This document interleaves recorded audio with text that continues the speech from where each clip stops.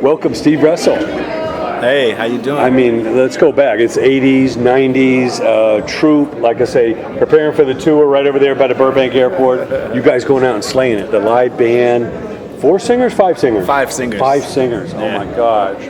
I mean, what an education. I know they're still doing it. They're still trying to keep that alive. Yeah. But you, I mean, the songwriting became so important for you. So tell us a little about growing up. Who were your influences? Who were the inspirations for you to not only be a performer, but to be a songwriter? Babyface was one of my biggest inspirations. Teddy Riley, Leon Silvers, Gerald Levert, Chucky Booker,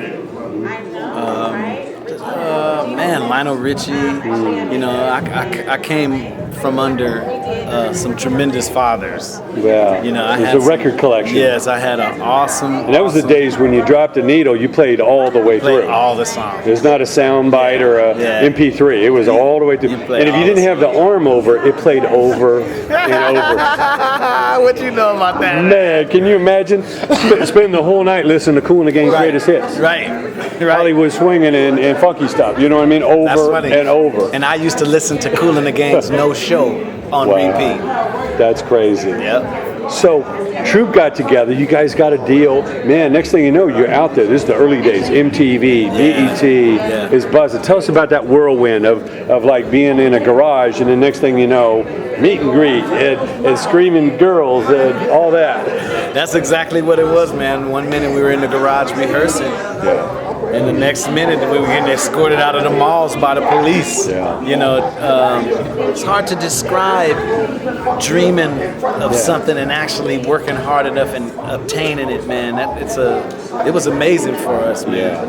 It was like a dream come true to come from Pasadena to a national stage, man. You know, the award shows, the network TV, the big parties, you know, all that. Hanging around all of the people that you admired, and now they admire you. You know, that for me, that was one of the biggest accomplishments for the people that I admired to admire my music and stuff. Oh, I mean, that's got to be the most incredible compliment. Somebody walking up to you telling you how much they love it, and you're looking at who this person is. Yeah. It's like, how do they even know who I am? That's exactly how I felt, man. That's exactly. That's so important to stay hungry and humble. And you obviously got that. Where did you learn that from? Because obviously you can get caught up in the machine and a little too much up the nose and a little too much liquid. Next thing you know, where'd the career go? Well, I stayed away from the nose candy. And my mom, I have to say that my mom, she was able, and experience, you know, once the music business lets you down, that ego gets a serious check, you know what I mean? Yeah, when the screaming stops, or you got to tell people, remember me. Yeah, you go from getting kicked out of the mall because you're too popular, you're going to cause a riot, to walking through the mall and nobody knows who you are. Right. That's a humbler for you. Yeah. You know, so I mean, it's almost like that big giant switch when BET and MTV are playing you. All of a sudden, you're in every living room in the country. Yeah, and you know, Troop. That's and then when it stops, you're like, what happened? Yeah.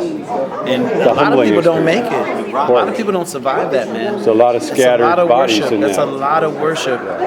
But you turned to songwriting, so you knew basically what? That the songs could live beyond you. It could be more than just a group. Because I noticed, well, I was so intrigued when we got into business and we were being produced by Gerald Levert and Keith Sweat and Babyface and these guys. I was intrigued by that. I didn't know about that. I just wanted to be Michael Jackson the second. But once we got involved with the producers and, you know, they were telling us, you know, sing it like this and do it like this, I fell in love with that. So once my artist career took a turn, I jumped right full-fledged into songwriting and producing. That's great. And you still, obviously with the new music here, you can still make your own music. Yes. These days, independently, you don't have to sit there and wait for the record deal. Talk about the beauty of that, which you never had before. The technologies these days where you can kind of do your thing and not have to worry about what's the first week sound scan and where's the chart, you know? Yeah, see, nowadays, I can have a slow, everlasting success now, rather than, like you said, wait on that first week to judge if you're hot or not. You know, I promote I promote through social media. I have worldwide distribution through iTunes. So any digital download store, my music is a part of. You know. Please hold that up. Tell us about this project. And this is my new single, Shelter. I recently found my deceased father, after 44 years, and I found out my last name is really Hartz. So this is the first project for me as the whole man, Stephen Hartz, the new guy. I mean, music is such an incredible thing that you can express yourself like that in your personal life. You could take a trip and be in somebody else's life and write from somebody else's perspective. Yes. And this is my first solo project called So Random. It's available on iTunes right now. This is under Steve Russell. And this was the first project that I ventured into as a solo artist ever. You know, I've always been just super loyal to True. Yeah. So I finally decided to do my own record. And this is it. Yeah. No, it's an amazing thing. Like I said, being in the music business for over 40 years, I've seen a lot of careers come and go. Yeah, no but to see somebody like you from the 80s that is still doing it, we're here 2014, 2015, it'll be 2020 in a minute. Right. You know? And we're talking about new music. Yes. We're talking about no pressure. Yes. Let it do what it do, you know? Organically, even if it's a tortoise. Yes. There's a lot of hairs out there that looks a little flashy, but they got a hit. Guess what? They're not recouping. There's no royalties. Yes. So being a turtle is not that bad, really. It's not. Because guess who wins the race? Timeless music. Yeah. Timeless music wins the race. There's no expiration date on that. No. That's not like the milk at the grocery store. There's no expiration date on it. That's amazing. I mean, we still listen to those Marvin Gaye albums, still listen to the Stevie Wonder albums, still listen to all that, from Motown, Isley Brothers to Parliament to Commodores. Oh my gosh, so much music, and it was all made organically. You know what I mean? They weren't using a computer to try and figure out how to guarantee a hit. There is no guarantee. There's human emotion. Yes. There's mistakes on those records, and that's what we love it. The real playing, you know, is that's not what connects with people. The natural. Yeah. You know, it's hard to explain it to the kids nowadays. Yeah. But that essence of natural is missed in music. I mean, you're talking about the Isley Brothers, like a fusion between Jimi Hendrix and the doo-wop groups and the soul, and then you got this big, strong funk undercurrent. Yes. You know what I mean?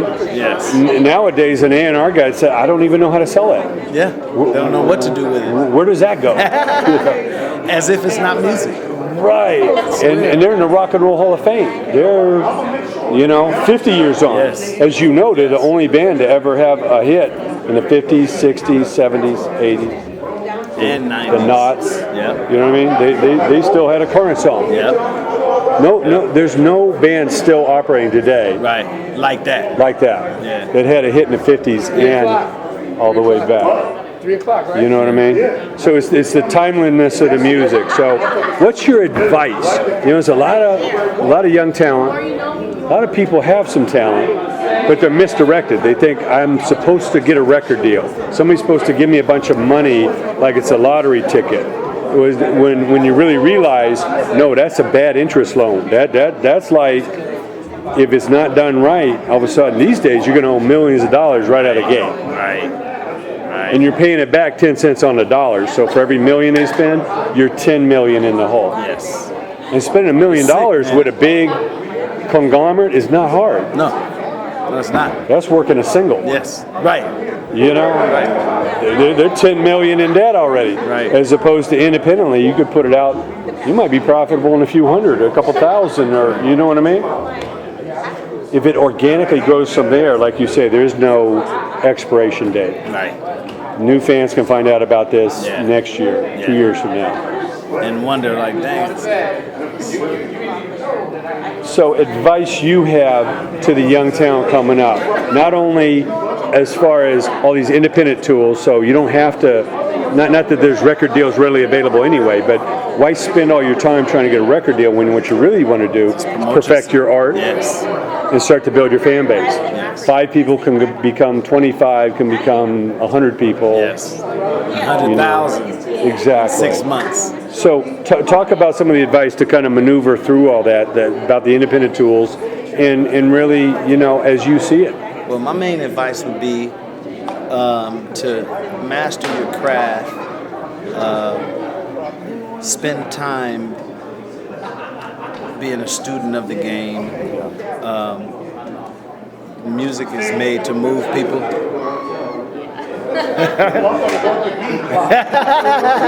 Music is made to move people. So I would say, stand behind your craft. If you believe in yourself as a writer and producer, put yourself in the right opportunities. Any chance you get to market yourself, take full advantage of social media to build your brand. And that's the best way to do it now. The industry is ours now. It no longer belongs to the labels. Yeah. We can do and it. Obviously the first line of record contract says you're turning over all ownership, all control, Everything. Everything. These days they want the URL, they want the trademark, they want merch, they want to make money off live shows and merch, but they're not printing one of the T-shirts or booking your shows. Right. And I don't have time for that. You know what I mean? Yeah. And they're talking about what they're losing. Well, what are they bringing to the table? A little marketing promotion. You're trying to make up all your losses on every potential hit. Yeah, I can't do it. So I think one of the biggest fallacies is that, number one, there's a lot of record deals. Two, a record deal means they're giving you a lot of money up front, like we love you even though you haven't sold one unit. Yeah. And that they're going to stick with you forever. That they're your support system. When to them, one single goes to radio, doesn't hit, guess what? You're done. Right. It's over before it started. At least you guys had a couple albums, multiple singles, back-to-back, tour promotions, you know what I mean? All that. So, we really encourage talent out there to do their thing. Be independent. Be in business for yourself, but not by yourself. Surround yourself with good people. Yeah, because that's the best thing to do. Yeah. We're seeing good people. We want to personally invite you out to IES, the Indie Entertainment Summit in North Hollywood. Appreciate it. The NoHo Arts District. As you know, how much creativity is coming from that area of the world. Right. The studios, the film, the TV, the radio, Yeah, it's all right there. Forget about every one of those rehearsal halls. Could be Beyonce, could be down the street. It's Charlie Wilson over here, and Tony Braxton, and Snoop Dogg is up the block. Yeah. That's how it is up there. Well, Steve, You can contact me on social media: Facebook, Steve Russell Hards; Instagram, Steve of Truth. My website is themotelmusicmedia.com.